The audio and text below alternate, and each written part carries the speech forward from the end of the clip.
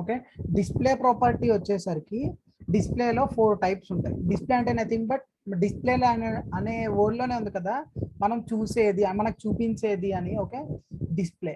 Okay, డిస్ప్లేలో వచ్చేసరికి 4 types. ఒకటి బ్లాక్, ఇన్లైన్ బ్లాక్, నెక్స్ట్ వచ్చేసరికి నన్. ఓకేనా, దీన్ని యూజ్ చేసి ఇప్పుడు సపోజ్ మన వెబ్సైట్ లో ఒకసారి చూడండి.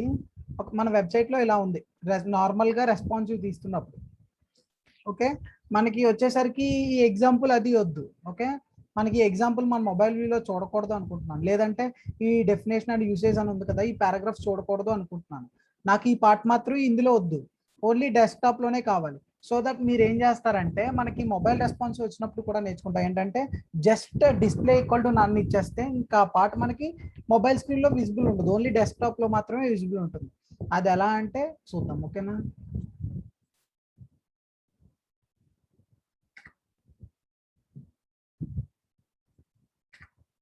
ఆల్రెడీ మనం తెలుసుకున్నాం కదా,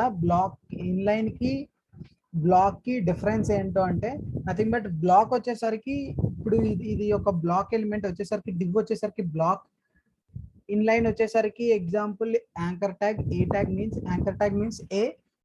ఓకే, ఈ ఏ ట్యాగ్స్ వచ్చేసరికి inline elements, nothing but inline అంటే నెక్స్ట్ నా డిస్ప్లే అవుతుంది. ఓకేనా, అదే బ్లాక్ వచ్చేసరికి నెక్స్ట్ లైన్ లో ప్రింట్ అవుతుంది. ఇప్పుడు చూడండి ఎగ్జాంపుల్ మనం ఇక్కడ ఏమి ఇచ్చుకున్నాం అంటే, ఇక్కడ example1 అని ఇచ్చుకున్నాం. ఓకే, example1, అలానే example4 అని తీసుకున్నాము.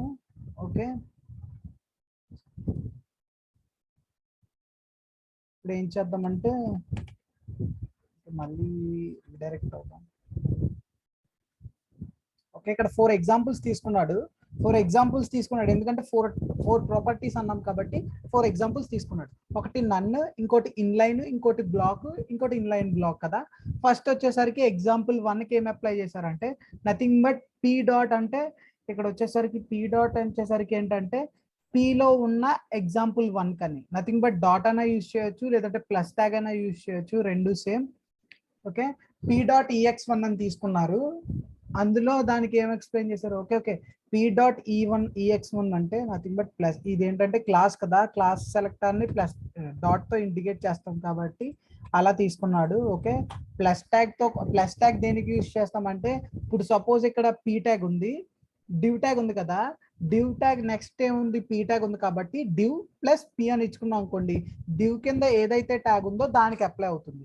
లేదంటే మనం సెలెక్టర్ని ఎలా యూజ్ చేసుకోవచ్చు అంటే డివ్ పి ఇలా కూడా తీసుకోవచ్చు, లేదంటే డివ్ ప్లస్ పి ఇలా కూడా తీసుకోవచ్చు.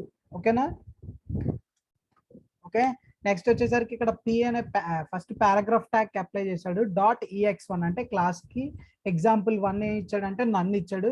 సో దట్ ఏమవుతుందంటే ఈ హెల్లో వరల్డ్ మాత్రం డిస్ప్లే అవ్వదు. ఆల్రెడీ చూడండి ఇప్పుడు. ఓకే, నేను ఇది రిమూవ్ చేస్తున్నాను జస్ట్ మీకు విజిబిలిటీ కోసం. ఓకే, ఇప్పుడు దీన్ని రిఫ్రెష్ చేసి చూడండి, ఏదైతే హెల్లో వరల్డ్ రాసామో అది డిస్ప్లే అవ్వదు.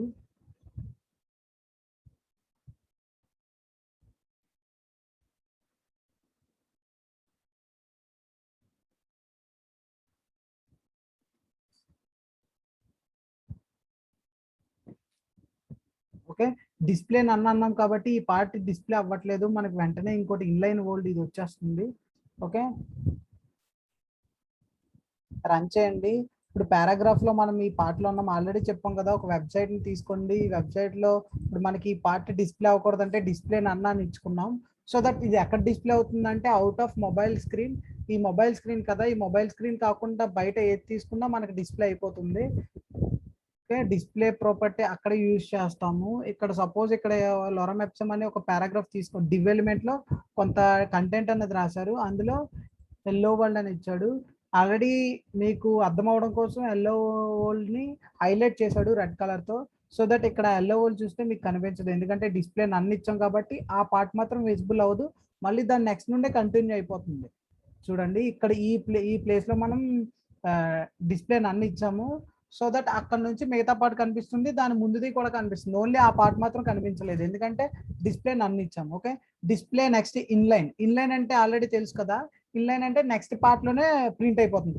ఆల్రెడీ మనకు తెలుసు ఏంటంటే పారాగ్రాఫ్ ట్యాగ్ అన్నది బ్లాక్ ఎలిమెంట్ అని, ఓకేనా.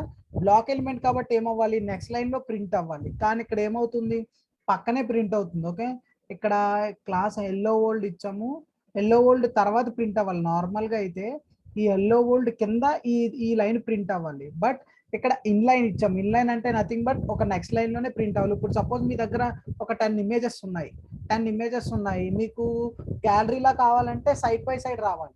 జస్ట్ ఇక్కడ ఒక ఇమేజ్ వచ్చిందంటే, ఓకే, జస్ట్ మీకు ఇక్కడ ఇమేజ్ వచ్చింది, ఇక్కడ ఒక ఇమేజ్ ఉంది, ఇక్కడ ఒక ఇమేజ్ ఉంది. సో దట్ మీరు ఇలా సైడ్ బై సైడ్ రావాలి అనుకుంటే మీరు ఏం చేస్తారంటే డిస్ప్లే ఈక్వల్ టు ఇన్లైన్ ఇస్తారు. డిస్ప్లే ఈక్వల్ టు ఇన్లైన్ ఇస్తారు. ఇన్లైన్ ఇస్తేనే మనకి ఇలా సైడ్ బై సైడ్ ప్రింట్ అవుతుంది. వచ్చేసరికి ఇమేజ్ ట్యాగ్ అన్నది కూడా, ఇమేజ్ ట్యాగ్ అన్నది నార్మల్ గా బై ఇన్లైన్ కాబట్టి సో పక్కనే ప్రింట్ అయిపోతుంది. ఓకే, మీరు అలా కాకుండా పారాగ్రాఫ్ ట్యాగ్ లో ఇమేజ్ ని ఇచ్చారు, ఈ కొంత కంటెంట్ రాద్దామని ఇమేజ్ కింద. సో దట్ వచ్చేసరికి ఏమవుతుంది, అంతా ఒక లైన్ లో ప్రింట్ అవుతుంది. సో దట్ మీరు నెక్స్ట్ ఇమేజ్ ఇద్దాం అనుకున్నా అది నెక్స్ట్ లైన్ లోనే, అంటే ఈ లైన్ ఇలా ఫిల్ అయిపోతుంది పారాగ్రాఫ్ తో, నెక్స్ట్ లైన్ లోనే ప్రింట్ అవుతుంది. ఓకే, అలా కాదు మీరు వెంటనే ఈ పార్ట్ కూడా ఇక్కడ ప్రింట్ అవ్వాలి అనుకున్నారు అనుకోండి, మీరు ఏం చేయాలంటే ఇక్కడ దీనికి డిస్ప్లే ఈక్వల్ టు ఇన్లైన్ అని ఇవ్వాలి. ఈ ప్రాపర్టీ ఇస్తే, ఎందుకంటే ఇది బై డిఫాల్ట్ గా, ఎందుకంటే ఇది పారాగ్రాఫ్ వచ్చేసరికి బ్లాక్ కాబట్టి సో బ్లాక్ ఆక్యుపై చేసేస్తుంది. అలా కాదు, మీరు ఇన్లైన్ గా చేంజ్ చేయాలనుకుంటే ఫస్ట్ ఇక్కడ ఈ డివ్ ట్యాగ్ లో డిస్ప్లే ఈక్వల్ టు నన్ అని ఇస్తే సో దట్ బ్లాక్ వచ్చేసరికి ఇన్లైన్ గా చేంజ్ అవుతుంది. అప్పుడు ఆటోమేటిక్ గా ఇది ఇక్కడ అలైన్ అయిపోతుంది. ఓకేనా, ఇది వచ్చేసరికి ఇన్లైన్ గురించి. నెక్స్ట్ వచ్చేసరికి డిస్ప్లే ఇన్లైన్ చూసాము. నెక్స్ట్ వచ్చేసరికి బ్లాక్. బ్లాక్ వచ్చేసరికి ఎందుకు యూజ్ చేస్తామంటే సేమ్ చెప్పుకున్నట్టే,